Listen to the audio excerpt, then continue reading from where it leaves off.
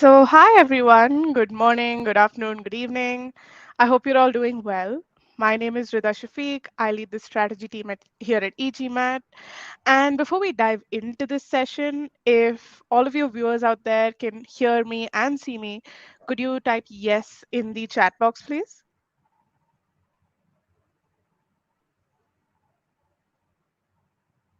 Wonderful.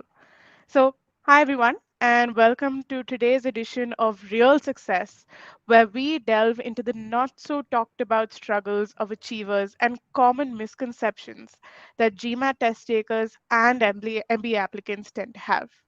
And today we're joined by Viraj. Hi Viraj. Hi, Vir- Rida. Viraj is an e-GMAT student who overcame a score plateau to get to an amazing GMAT 740. And with that score in hand, she went on to bag admits from UNC Kenan-Flagler and McCombs business schools. But that's not all.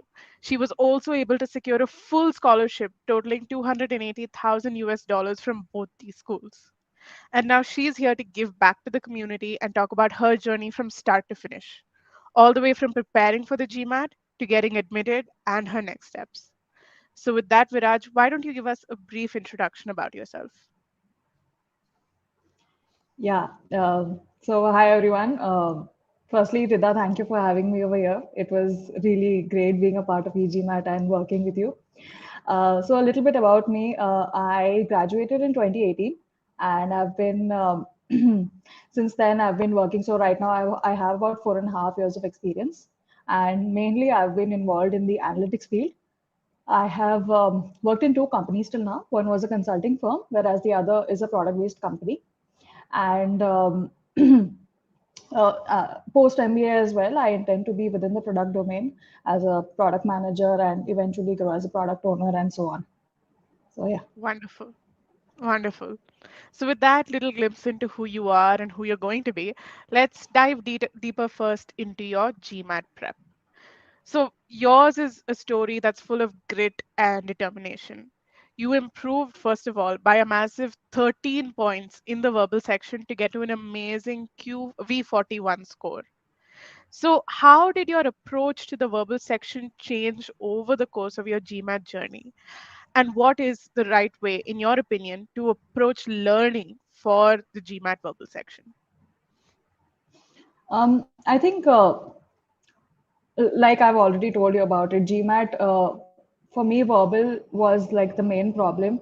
And every time every time I went in for the test, it was like, oh my God, I don't know what my verbal score is going to be this time.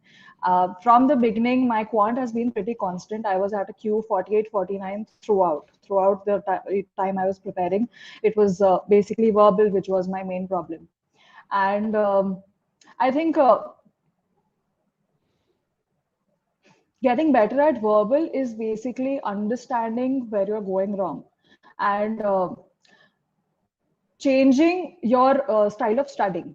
Now, throughout the years, what we've learned, what we've studied is basically, you read theory, you write 8, 10, 20 marks answers in your exams, whereas GMAT has to be tackled very differently, more than just mugging up an answer or a method or something like that. It's more about uh, mastering that skill. It Mhm. is a skill, and some people are lucky who know how to work in that way. For me, it was not. I had to spend a lot of time in terms of um, understanding what needs to be done through my error logs, understanding where I'm going wrong, and eventually implementing it. So in the videos, when Payal is telling us that go through the error logs and figure out where you're going wrong. I think working on that is like the most important thing. Don't just listen to her, implement what is actually said in that video. So yeah. So you're saying that it has to be an active process, learning for the GMAT. You can't just be a passive listener. You have to actively take steps at every way if you want to improve. Definitely, yes. Every question, you cannot just try attempting 50, 60, 100 questions and say that okay, my GMAT prep is done, I'm done with verbal. It is, even if you work on 80 to 100 questions, you might not improve as long Mhm. as unless you figure out where you went wrong. It Mhm. might help you till getting getting to a V, maybe 30, 34, 35, maybe. But if you want to go even higher, um, you need to start figuring out basically where you went wrong, and Mhm. changing your entire approach to answering different questions. And then this differs for the different subsections of verbal as well, whether it is SC, RC, or CR. So Mhm. holistically, which section you are going on, firstly, that needs to be um, uh, s- uh, that needs to be figured out, and then working on each of those sections separately. Mhm. Got it. So it has to Yeah, be an iterative, qualitative growth process. You definitely, can't, definitely. so you can't just move from question to question to question. You have to actively learn, document, and change from question to question, from quiz to quiz. Yeah, yeah, yeah, definitely. And it's not about, like I said, it's not about quantity, it is quality. You can do this within a span of 2 hours also, or you can spend multiple days and months and not figure out where you went wrong. It's just that one thing. If you're able to fix that, your GMAT verbal section would be pretty solid. Wonderful. So that's great, right? Yeah. So you've put in a whole lot of effort into the verbal section, I know. And this, or your answer itself reveals that, right? Qualitatively as well as quantitatively, you've put in a lot of effort to improve. And I understand that after putting in that effort, it must have been frustrating for you at a certain point to get stuck at a 710 score on the GMAT. But I also know that you had the grit and the zeal to excel, and you knew that you could get beyond that score. So, how did you overcome that 710 score plateau in order to reach a GMAT 740? Right. So, like you already know, I was stuck at a 710 twice, and so in after my second 710, I was very happy that I had that one call with you, because I mean, it's not just about what input you are putting in for your GMAT prep, but also the teamwork that goes in between you and your mentor. And that the kind of motivation, and not just mentor, I think it also goes to your family members and friends, and the kind of motivation that they can give you when you are down. After getting a 710 twice, normally I would have thought that, okay, this is done for me, this is probably my threshold. But that one call with you was very motivating, and then I was like, fine, yeah, it'll work out. So then I started working on it again. And like I said, uh, error logs was the main problem, was the main problem solver for me, Hmm. because figuring out why I was stuck at that 710 twice, Hmm. and where I went wrong basically. So after every question, what I did was Hmm. I figured out like where I went wrong and what the error was. And it was sort of similar to what I do at work as well. I'm an analyst. I analyzed every detail. I took all that data, I put it together, and I was like, okay, this is the section that I am faltering at, and sort of work on that. Basically, it Hmm. was that skill. Basically, it took me multiple attempts to master that skill. Hmm. But now it's something I think you can help other people with, realizing that, you know, this is something you can do. So when Yeah. you were looking at the error log, when you were looking to improve from that 710 to that 740, what did you really think stood out to you that needed to change in order to improve? Um, so for me, the problem was that when you're answering a question, you answer that question, but there's always something going on in your mind subconsciously.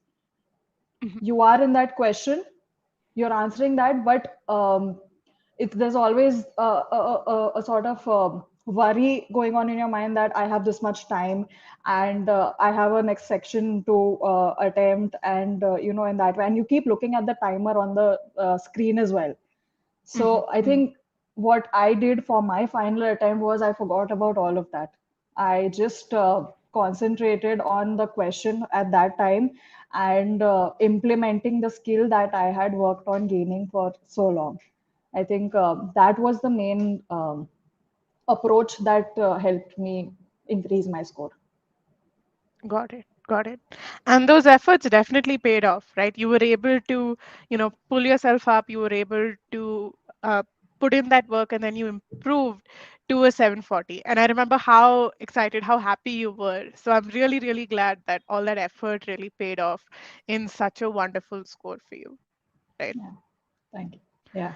So once you'd completed that, one part of your application was done. But you got two admits from two top USB schools with a full ride scholarship to both. But I know that after those GMAT attempts, you were left with only a short amount of time to actually create these winning applications. So tell me, given that you had limited time, what was really the first step in your application journey? Right. So my last GMAT attempt was in August, whereas applications for first round are usually due sometime in September. So you can say that I had about 1.5 month only to work on my applications and finish them and submit it. So but that was not the only part of my applications. Even though I was working on my GMAT score and preparing for it, I had started working on the applications and I had at least listed down the schools that I had. I had done some groundwork before my application, before that August to September duration as well. And I think Hmm. that was like very helpful for me because by the time I entered that August, mid-August time, I had it set in my mind that okay, this is what I have to do. This is how I'm going to approach it. So I think that list of schools and the kind of groundwork that I had did in finalizing the schools that I wanted to go to, that was very helpful. And yeah, after that, I think it was just about started working on the applications, getting help from wherever I wanted, and sort of just getting into it as soon as possible. Mhm. So what actually was this groundwork that you laid down that was so fundamental in, allowing you to create applications with such a quick turnaround time? What work did you actually put in for that? Um, right. So, like I said, first was finalizing the list of schools. I think once a person has that, other things are pretty simple. And how I did that was um, understanding what I want to do after my MBA and researching what kind of what the schools have to offer. It is not just about going to any school. You need to understand also whether or not that school would be a great fit for you and your future career goals. So I think that I had that pretty much set before I Mhm. started, and the groundwork was basically like I had mentioned earlier that so there's a lot of introspection that you have to do for any MBA application. You need to Mhm. understand and understand about your past, about your career in your past, and even know why you want to do something after your MBA. So I think Mhm. that is a lot of, and we normally we do not think of things like that. I mean, Oh yeah. it is a lot of introspection that goes into that needs to be put into for these applications. So that part took a good almost 1 month for me as to Oh um, wow. yeah, almost that was a major chunk of the groundwork that went into my preparations and just I think once that is set, Mhm. everything else flows very easily. So I would say that kind of it sets a foundation for Mhm. every application that you're doing because at the end, whichever school you're applying to, you need to show them what you are, what kind of a person you Absolutely. are, what you have done in your past, and what you intend to do in the future. And in order to tell them that, you need to be sure about all of it. So I think, like I said, that groundwork was it was fundamental in terms of preparing for applications for all the different schools. Got it. Got it. So essentially because you put in that time, you put in time earlier to save time later, is what I'm hearing. Kind of like Yeah, how in RC we say, read slow to get to read fast, really. yeah, So that definitely. groundwork allowed you to roll through applications very, very quickly, right? Yeah, Got it. So I can see the very tangible impact that it had on your ability to create amazing applications in terms of, the output that you had to give, your essays and all that. But I know that for you, this process of introspection and understanding your goals, yourself, your own journey had a tangible mental impact for you as well. So can you speak a little to that? yeah, definitely. So, like I said, the kind of groundwork that was needed, I had never done it before. You don't think about all your decisions and all your every step that you've taken. You don't think about it in that detail as to why you did everything. And I, preparing for these applications, thinking about all of that has I got to know myself a lot better. Mhm. So it was personally also a big a different kind of phase for me and different revelation. And I think it has made me a lot more confident about Mhm. myself and my career, and that was especially critical you know after having been disappointed so many times when you don't get your intended score. Mhm. Absolutely. So it's sort of, having prepared for it for so long, I think it the kind of disappointment that you get when you don't see your final score that you wanted, it sort of bogs you down. And after that kind of phase, when these application process, it has instilled in me the kind of confidence, and really helped me get to know myself better. Wonderful, right? So I'm really glad that you were able to really bump up your confidence and you were able to get such a crystal clear view of everything that you've done, every step in your journey. And definitely, I understand that that would have been supremely helpful for you in order to actually pivot into making an application that stands out, showing your own uh, value, what you bring to schools and cohorts. So this kind of groundwork phase is supremely vital for anyone who is going to actually create a winning MBA application, Yeah. right? Okay. So, like you said, B schools are always looking to create cohorts that align with their own core values and that create a diverse batch of students. So, ones that enhance the quality of discussion and the learning outcomes.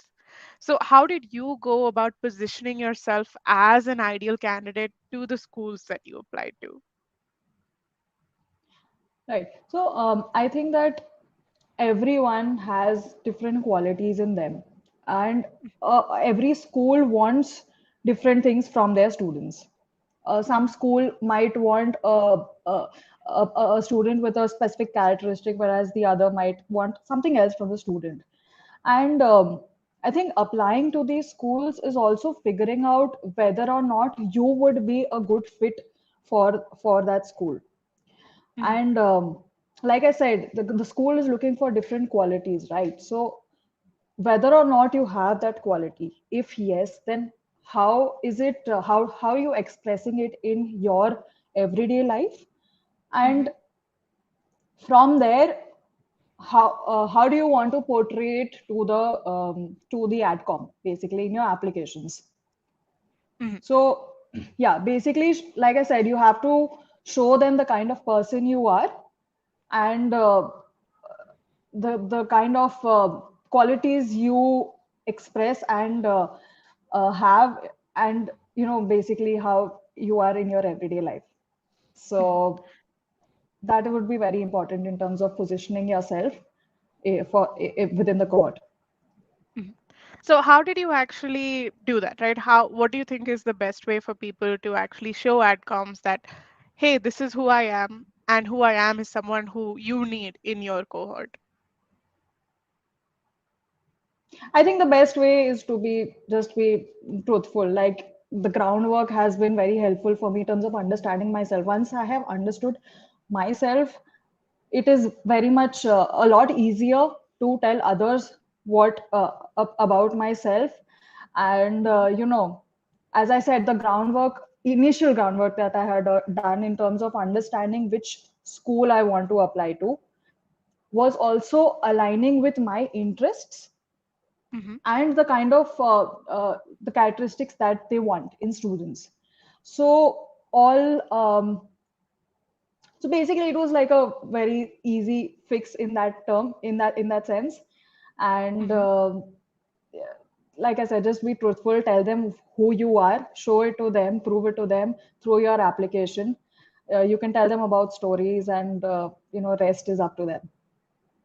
Got it. Got it. So now that you figure out, okay, this is how I'm going to position myself to different schools, you move on to the other aspects. And one of those key aspects of any B school application is the letter of recommendation. And the recommender that you choose plays a key part in the overall applications and allows the AdCom a glimpse into what you bring into a cohort. So, how and why did you choose your recommenders? And how do you recommend that people go about deciding on their recommenders? Um, I think the main point when it comes to choosing a recommender is understanding whether or not your recommender recommend your interests align with the recommender, and whether or not they want the best for you. Mhm, um, and it has to be someone who knows you, who's close to you. It does not necessarily have to be your manager. For example, you would work with a senior, whereas on a daily basis, whereas you would meet your manager maybe once a week or once in 2 weeks. In mhm, that case, it does not have to be your manager. Just because he's at a higher designation, it does not have to be him. So this senior that you're working with, that person mhm, knows you a lot better. They know what you want from in your career, and what kind of work you're doing.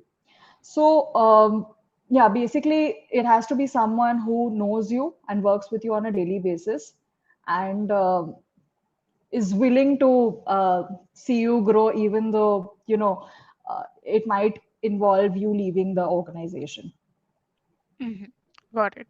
So it doesn't have to be someone who's, it doesn't make sense for someone to automatically go to someone who has a very high rank in the company or who is a C-suite executive. It makes more sense to choose someone who can give an actual valuable glimpse into what qualities you bring, right? Definitely, yeah. Okay. So with that perspective in mind, what were your recommenders? Who were they to you, and why did you really choose them? What did you know they could tell about you that would appeal to adcoms? I think, yeah, my recommenders were basically my managers, because the kind of work that I had been doing was closely, I had been working with them closely. I used to meet them every day, work with them. They used to give me the task. So, yeah, so they knew me well. They had seen my work over the past 3, 4 years. And they also knew what I wanted from life. I had had that conversation with them and explained to them that this is how I want to grow in my career. And yeah, so that's how I chose my recommenders. And like I said, since it has to be, since this the people who have worked with me regularly, there's Hmm. obviously many stories that they know about. If you're interacting with them, they obviously have stories, and those are the stories that they can use Hmm. for your applications, for the recommendation letter. So yes, basically, it is those stories that will help you uh, with your applications. Got it. So you chose these people because, of course, like you said, you worked with them every day, but also because you knew that in the letters that they wrote, they could provide examples and they could provide stories that would back up any claim that they made about the qualities that they spoke about, right? So if they said that, she's really hardworking, They could back that up with an example that, oh, in this particular project, Viraj did X, Y, and Z. So that evidence piece, I guess, is very important when you ask a recommender to actually write a letter for you, Yeah, yeah, definitely. right? Okay. So you had that groundwork, you had the recommendation letter, and now we move into what is for a lot of people an extremely daunting part of their MBA application as a whole, the essays. And a common essay question asked in the MBA application process is why an MBA and why our particular school? So, Hmm. Viraj, I know you crafted some outstanding essays. Tell us, what should these essays actually reveal to the schools that you're applying to about why an MBA and why our school? Um, so why an MBA? Like I said, the groundwork was very important, and I got a chance to learn a lot about myself. Mhm, So you just need to show the adcom. You need to show them what you want to do with your career. They need to know that hey, this is someone who is serious about their career. They have had previous experience, and their previous experience aligns with what they want to do in their future. So basically, creating that holistic picture in their mind as to the kind of person you are, the kind of career vision you have. mhm, And this also needs to, and there's a fine line between sort of being portraying yourself as confident and being overconfident. I think mhm, treading that line very carefully is important because mhm. even because obviously overconfidence or boastfulness would not look good in an application.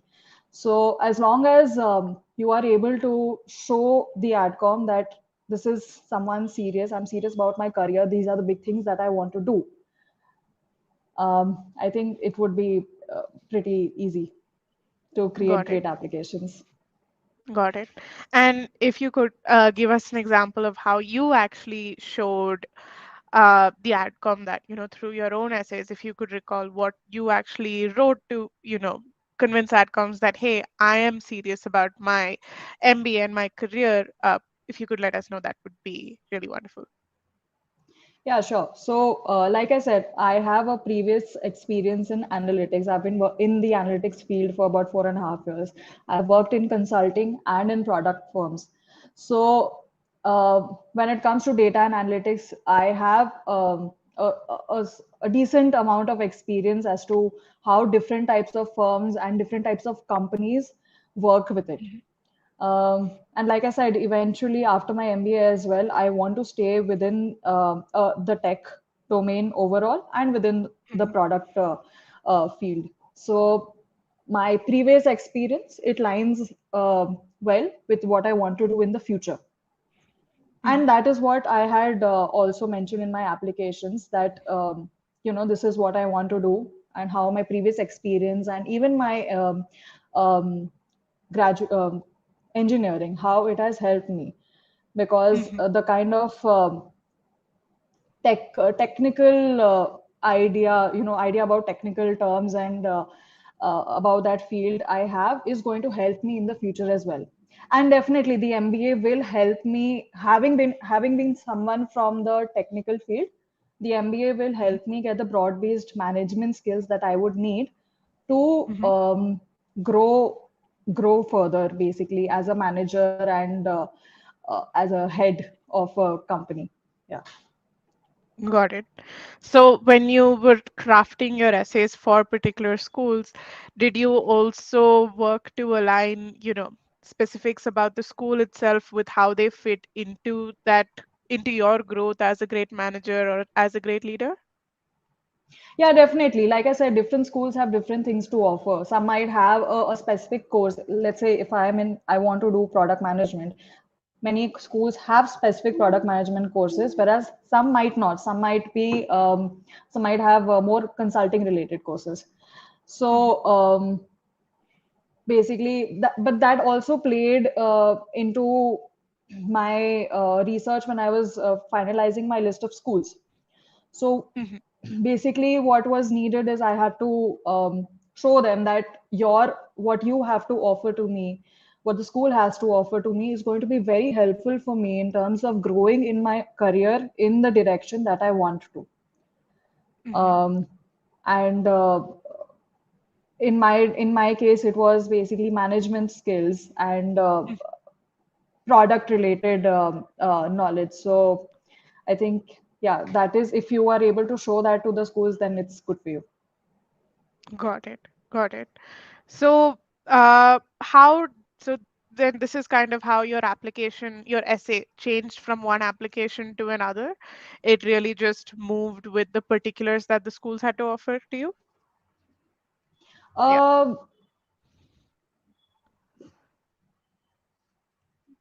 not sure what you're So, I trying to. mean that, uh, you know, you had a particular goal to get into the product side, into the management side, Right. right? And you applied to a couple of different schools.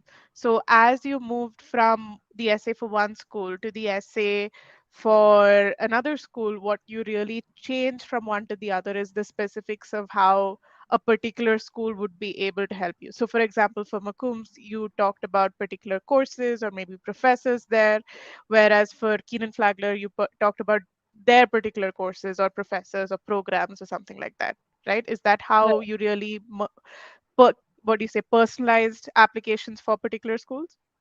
Oh, yes, definitely. So I was lucky in terms of I was lucky that my the first application that I created was a little bit ahead of the rest of the deadlines for the rest of the schools.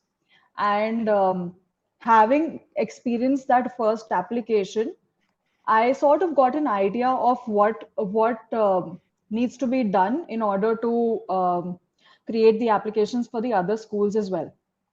Mhm, And like I said, different schools have different things to offer. You would like something in one school, whereas something else in the other school. And mhm, you basically, in the applications, you need to show them that this specific thing from your school is going to help me. Some school might even have a very good international experiential learning program, which mhm, is for as someone who does not have a lot of international experience, it will be very helpful for them. mhm. So basically, just portray very nicely what how you would use the school's resources if you get in, and how it's going to be helpful for you. Got it. And and I'm sure that this portraying this intimate knowledge of what the school has to offer also goes towards showing that you're a more serious candidate for the MBA program and that you're not taking this lightly because you know these specifics, you know these particular maybe courses, professors, opportunities. And so that would show schools really that, I am serious about applying here. I'm serious about becoming a member of your cohort, and that's part of the reason why I should be taken in, right? Yes, yep. Got it. So after you'd kind of finished, the essays and the rest of your applications, I'm sure you had a very almost stressful period of just waiting to hear back about interviews and the next steps. And I know that after you actually submitted your applications and you heard the wonderful news that, hey, you're in for the interview round, you had very little time to actually prepare for those Yeah. interviews. If I remember correctly, something only about 2 weeks. So, how did you prepare given that you had such a short time span? Yeah, so the interviews was a completely different ball game because till now it had been about you know studying for the GMAT, then preparing applications, and then suddenly interviews. It's something that I had frankly not prepared for at all. And my first interview was 2 weeks after I had just about 2 weeks to prepare for it. So what I did was first thing I went to GMAT Club. I researched a lot about all the interviews from different schools. You have interview debriefs over there, and you have a list of questions as to what kind of substance they're looking for. So I made a list of all the questions I could find for all the different schools. That must have been at least 50 to 60 questions per school, Hmm. Oh, and per school. yeah, luckily many of them were common, but Uh-huh. yeah, some schools did have different questions as well. And obviously I was also using applicant lab for preparing for my interviews, and they also have a very good holistic module on how to prepare for these interviews. So I just put everything together. I created a an Excel sheet with each question for each school, Hmm. and I just started talking. I used to switch on the camera on my laptop, and I used to record myself speaking and answering these questions, because it is not just about what you say, definitely, but even how you're saying it. So Hmm.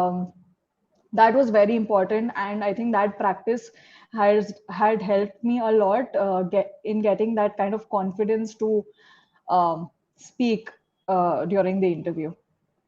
Hmm. So yeah, I think within a short time, I tried to do whatever I could, and Hmm. I think yeah, that worked.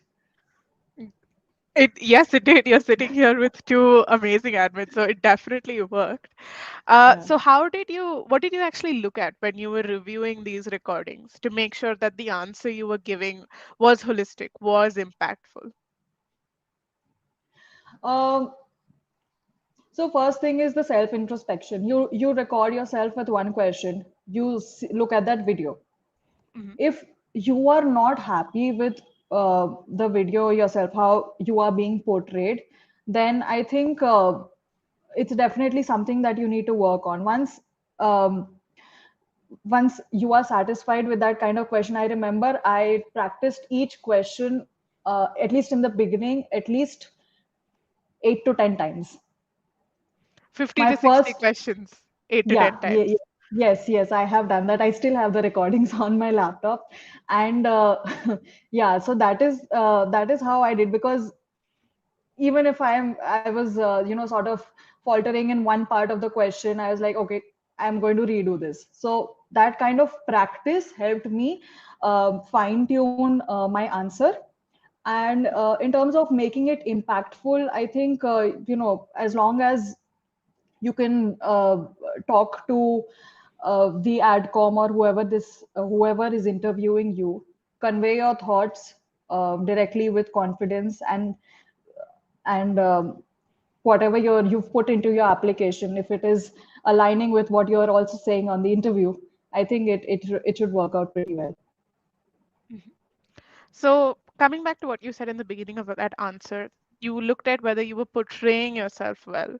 So, did that mean, just in maybe the way that you were addressing the question or the specific examples, or was it also, the confidence with which you answered the question, how you looked and the tone that you had, or what really went into creating a good portrayal for each answer? I think how you portray yourself and how you looked at a point, as someone who's been working for like a few years, I think that would not be such a big part. But Hmm. I think main problem was how you portray the story. Okay, When you're answering a question, it is more about telling a good story, that I started from here, I did this helped me do that, and so on.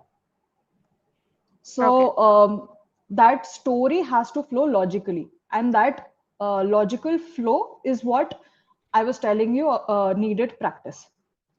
I had got it. the components of the answer with me, but Hmm.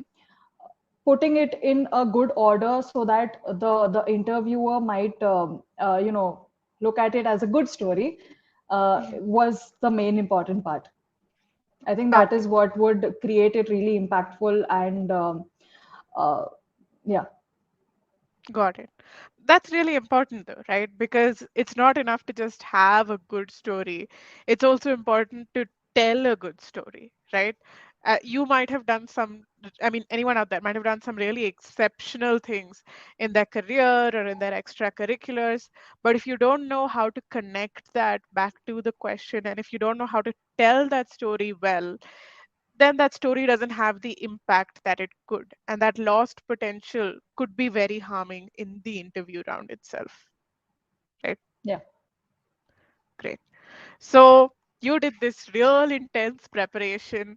Again, the 50 to 60 questions and 8 to 10 recordings sounds like the beginning of a GMAT quant problem, right? So once you've done that preparation, could you actually tell us what the experience was like interviewing for different B schools? How did that go? What was it like? And what highs and lows were really there throughout? Okay. So I the kind of the interviews that I had done, I was all three of them. I was lucky enough to get three different types of interviews. One was with an adcom, one Hmm. was with a second year student, and the third one was a automated Kira interviewing system. So the system would basically throw questions at you, random Hmm. questions, and then your and it would just record your answer. Hmm. So these were three different types of interviews that I had to prepare for, and obviously, I mean, I had to prepare separately for all of these because if it's different when there's a person talking to you in front of you Hmm. and it's conversational, but speaking into just looking at your camera and talking to the camera with and That's a whole different. answering, yeah, that's a whole different thing. So Hmm. yeah, the video preparation that I had done, Hmm. that was Oh, also separate for all of these interviews. So I think overall it was really helpful, and uh, specifically for McCombs, which had the Kira interview, hmm. I had to prepare separately and get used to the fact that I am answering a question on the screen, and Hmm. there's no person, it's not conversational basically. So there's no feedback you can take from the way they're Yeah, reacting or, the follow-up questions that they had. You just had to give that perfect answer in the recording. So that required, like you said, some kind of separate preparation in itself, yeah, right? definitely. So even for the other two interviews you had, you did one with a second year student and one with an adcom. How did that experience really differ? Because those are two very different people altogether to talk to when it comes to the admissions journey, right? So did you change anything when you talked to each of them? Did you approach those interviews differently? And if yes, how? Uh, so not really, because even a second year student is there, but even the adcom, they're like pretty chill, and it was quite conversational. My interview was quite conversational with them, so it was not really much different from talking to a second year student. Mhm. Okay. So as long as you were prepared for that conversational type interview, you could Yeah. tackle it regardless of who the interviewer actually was, right? Yes. Yeah. Got it. So we know that you must have done a really great job in both the Kira and the in-person and the one-on-one interviews because you landed up with two wonderful admits from UNC Kenan-Flagler and from McCombs Business Schools. And not only that, you received full rides to both of these schools. And if I understand correctly, both of these were from the 40 Fellow Scholarship and they came along with your offer letter itself. So tell us, who is this scholarship really for, and how do you think, who is this scholarship really for? Let's start with that. So basically, people this is basically for females who are interested in growing their career within the tech field, and as someone in that field, I think I'm very thankful that such an organization exists to sort of promote this kind of a growth. And I think everyone who is aiming for MBA can really hope that some or the other way they can receive a scholarship, provided their everything else in their application is aligning well. Absolutely, right? So this is for women in tech, and like you said, women who want to stay in tech, like grow in the tech field. So how do you think that you positioned yourself to be the ideal candidate for a scholarship like this, right? I know this letter came with your offer letter, but how do you think, looking back, that that your application really aligned with the scholarship itself? Um, So in my application, all I did was just portray what my past experience has been within the tech field, what I've studied, and what I intend to do with my future. Since this was a merit-based scholarship, I was not even expecting it. It's not like I applied for the application with the scholarship in mind. Hmm. So uh, I think just by my profile, positioning myself as someone who has been in the tech field and intends to do big things within the tech field in the future, they, I think that is what helped me get the scholarship. Hmm.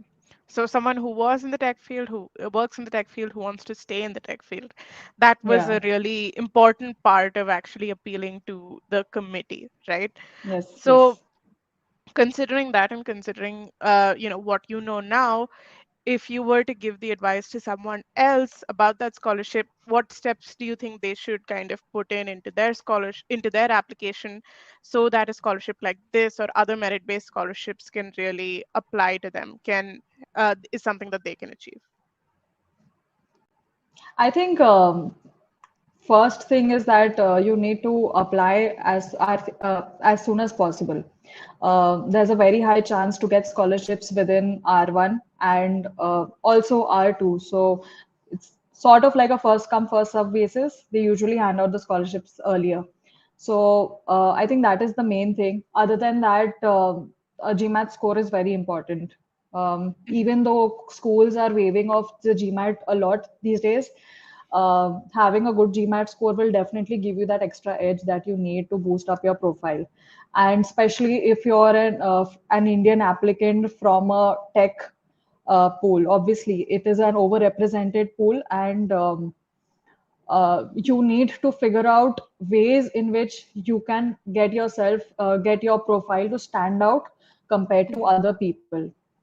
Because an adcom is basically that that's also a person. They're going through multiple applications on a daily basis during application season.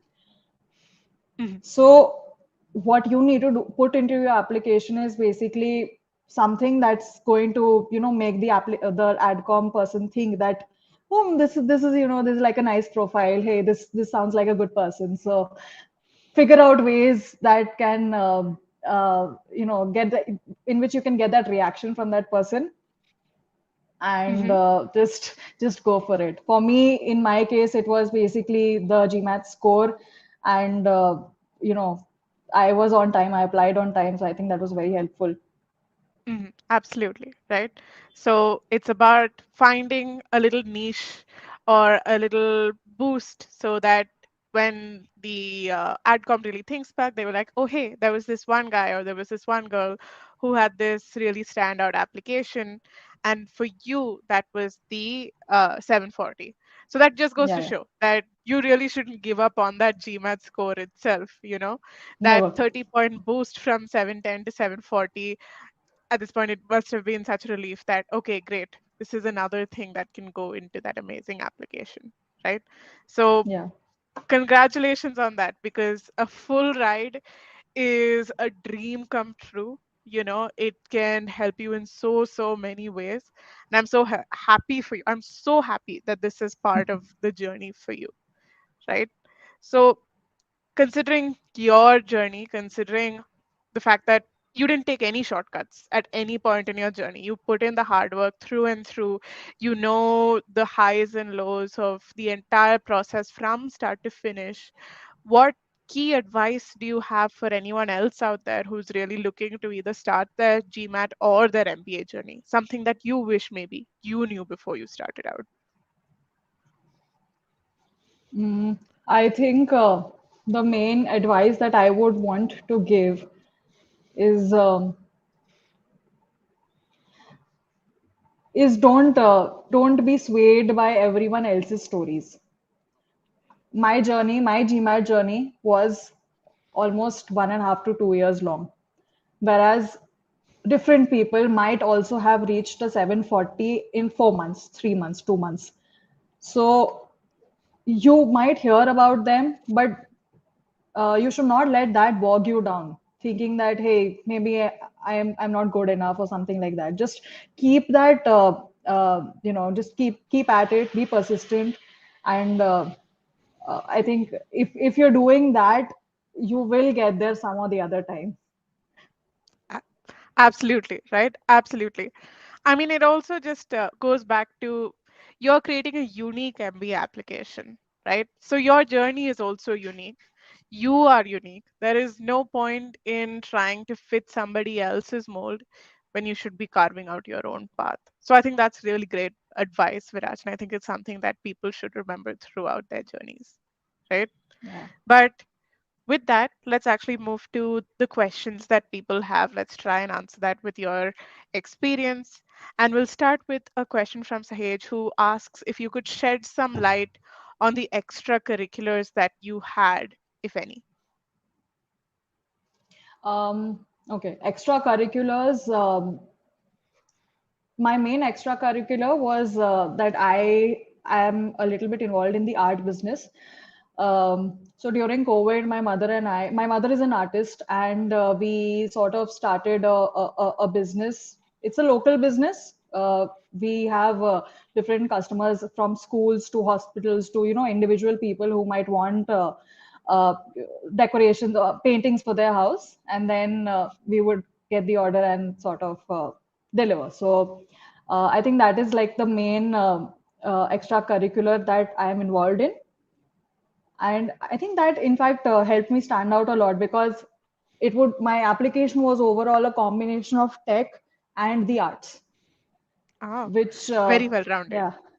Yeah. So I think that was like very helpful for me. And yes, extracurricular will also help in your it'll help your profile in standing out when it comes to an adcom. So definitely, look out for good extracurriculars. And I'm sure that this also showed your own business sense and your own interest because, as a small business owner, you would have had this insight into various parts of running a business from production to shipping to negotiating with customers. So that's a great talking point, I assume, at various points, whether it's the essays or the interview round. So that's a really interesting extracurricular actually to have, Yeah. right? Okay. So Ritvik asks, did you consider any consultant during the application process? Um, Consultants, I did think of going for consultants, but given that I had a very short time, like I said, I had 1.5 month only, and getting in touch with consultants and then getting things to work out, it usually takes a lot of time, and uh, it's a little difficult to execute in that short period Mhm. of time. So through my research on GMAT Club, I figured out that applicant lab was the best option for me at that time. Like a self-paced course. You can work on it and create your applications in your own time. And Mhm. so yeah, that was fitting my schedule, and that's why I went for it.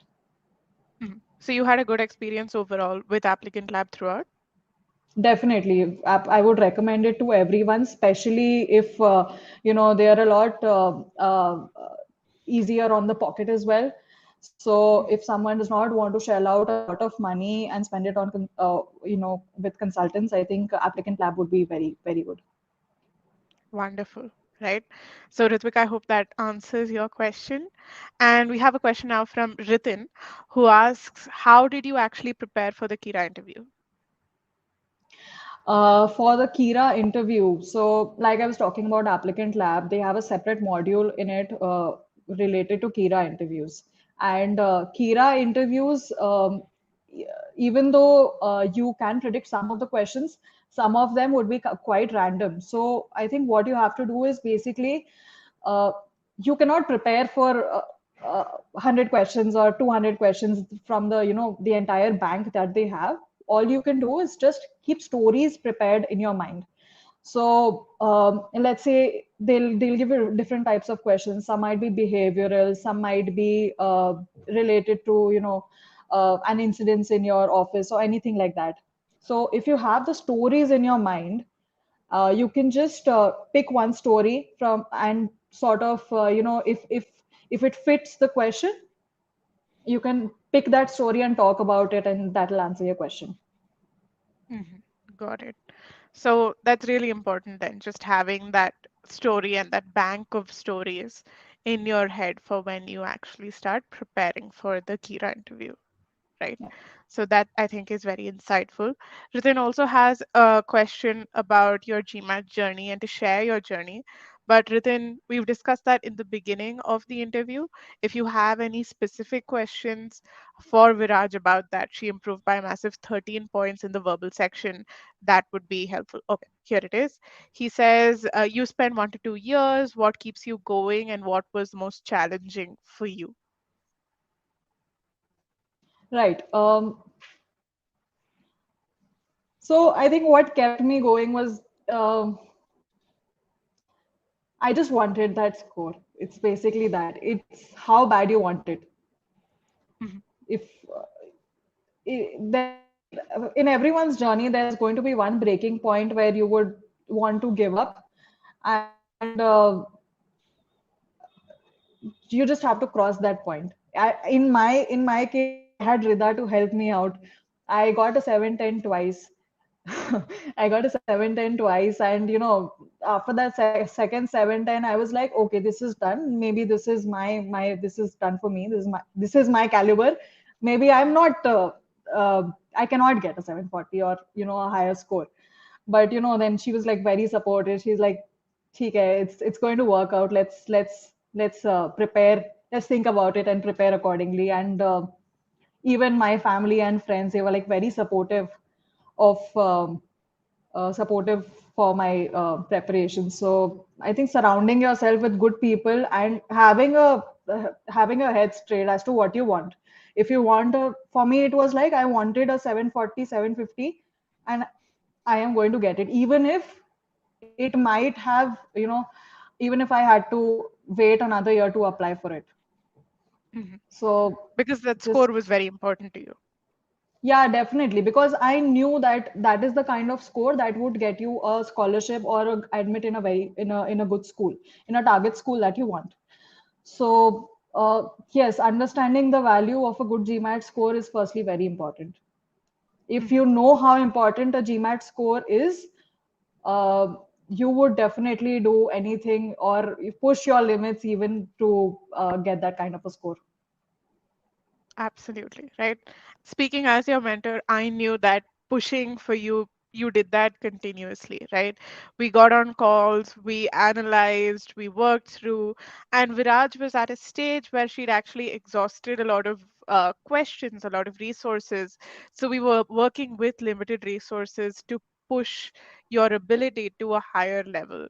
And but what was very clear, and the reason really why I pushed you even after that 710 is because I saw the metrics and I saw the data and I saw the output that you were giving, and that did not align with a 710 score and with who you were. And by that, I mean the amount of effort and the amount of dedication you had. I knew that even if your scores were currently reflecting a 710, you had the capacity and the capability to push for more. So it's about realizing internally that these are qualities that you possess, that drive, that passion, that ambition. And like Viraj said, placing that score at such a place where it is very, very important to you and something that you are willing to put in quite a lot of effort to get to, right? So I'm super glad that Viraj kept going, right? We're here and a lot of I'm sure that success was all the more sweeter after that second 710. But Ritin, if you have any questions, if you're stuck anywhere, please do write to us so that we can also help you out and figure out what's going wrong with your journey and how we can help you improve, right? Ritin also asks if you have any tips for verbal. So I know that we covered verbal being a skill that you build rather than something you do by rote learning, but is there anything additional that you want to add, Viraj? No, I think, like I mentioned earlier, if you're an e-GMAT student, just listen very carefully to what Payal is saying, understand it, and implement it in your practice. Because I had not done that for quite some time. I was going through the videos, but I didn't actively implement everything that was said, and especially keep a good track of your errors. Error log is very, very important when it comes to verbal, because verbal is basically English. In English you do not you usually tend to overlook the nitty gritties that are actually causing the problem for you. Mhm. So maintaining that error log and finding out your errors and then analyzing it and working on it and implementing it as well in the next questions, I think that is the entire process is like very important. Very well said, right? Completely very important. Okay, moving forward, right? Rishabh asks, how much time did you actually dedicate for mocks? And while we can't see here, he also has a follow-up asking which mocks you used other than the e-GMAT and official mocks. uh, I had taken quite a lot of mocks, to the point that, like Rida was saying, resources were, they were almost over. So, in fact, I also reached a point where I had to reuse mocks. Mhm. So, uh, but at the same time, I would not recommend everyone to do that. I had used up the mocks because my study duration was very long. For Mhm. someone who has been preparing for 6 months, maybe take a mock once a month, or I think, yeah, once a month. I would recommend just once a month.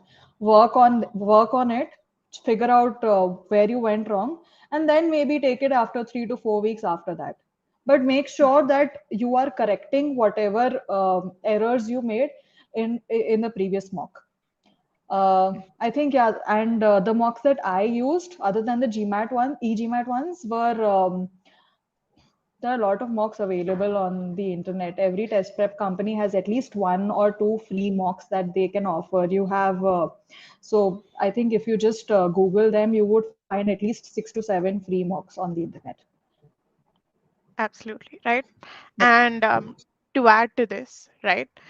When should you take mocks? Take one when you start out your prep, definitely to understand where you're starting out.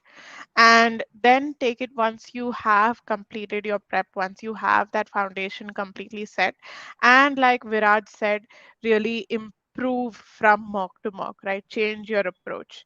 So while Viraj's was a longer journey, for a lot of people, mocks will be a concentrated phase of maybe something like 10 days or 14 days where you'll take 3 or 4 mocks.